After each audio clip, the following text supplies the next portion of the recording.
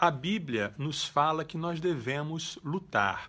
Em Efésios capítulo 6 fala que estamos todos em uma batalha e que a gente precisa se vestir da armadura de Deus. É a luta contra o mal que está nos principados, nas potestades, nas forças demoníacas, o mal que está dentro de nós, na nossa natureza humana pecaminosa, e o mal também na sociedade, o mal que está presente no mundo. Como cristãos, a gente precisa se posicionar contra esse mal.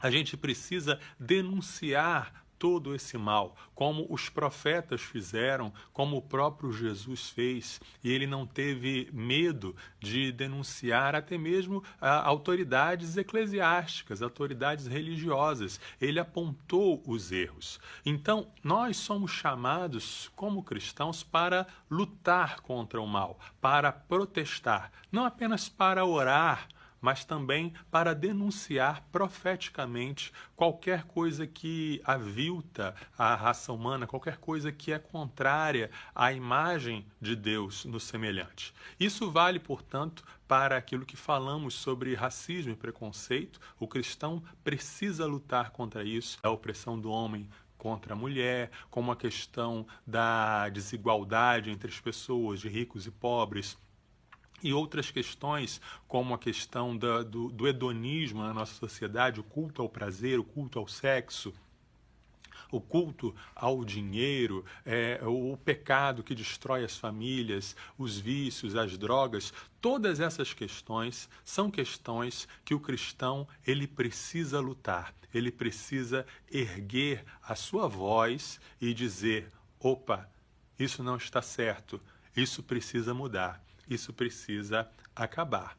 Agora, se é verdade que você, como um cristão, deve lutar, também é verdade que você deve lutar como cristão. Você precisa se posicionar e a maneira como você luta é uma maneira que faz muita diferença. O famoso filósofo Nietzsche, ele de vez em quando acertava, de vez em quando. Ele falou assim: aquele que luta com monstros deve tomar cuidado para não se tornar também um monstro. Quando você olha muito tempo para o abismo olha para você. Isso é um fenômeno que a gente tem percebido. Muitos movimentos e muitas lutas que são lutas nobres acabam sendo contaminadas por aquilo mesmo que visam combater. Muitos movimentos que lutam contra o ódio acabam odiando. Muitos movimentos que lutam contra a desigualdade acabam fazendo discriminação. Muitos movimentos que lutam contra a opressão acabam oprimindo. Então o cristão ele tem que lutar, mas ele tem que saber como lutar.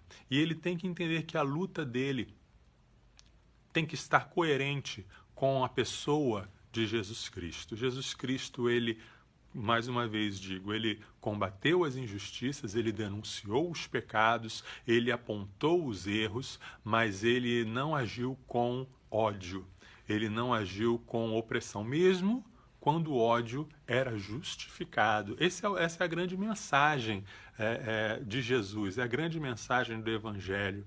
Quando nós levamos um tapa na nossa face, quando alguém tira de nós a nossa capa, quando alguém nos obriga a caminhar uma milha, tudo isso tem é justificado você sentir raiva, é justificado você sentir ódio diante dessas situações, e Jesus nunca negou isso.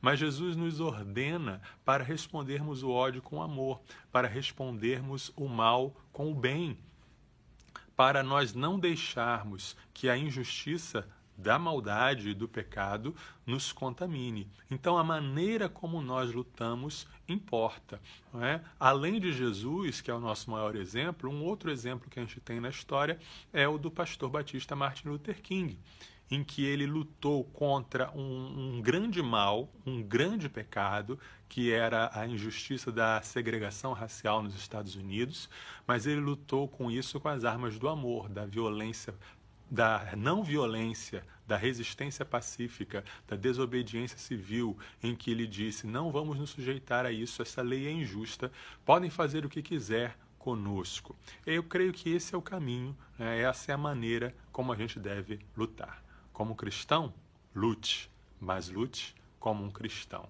Espero que esse vídeo tenha ajudado, que Deus os abençoe, curta, compartilhe, fiquem com Deus.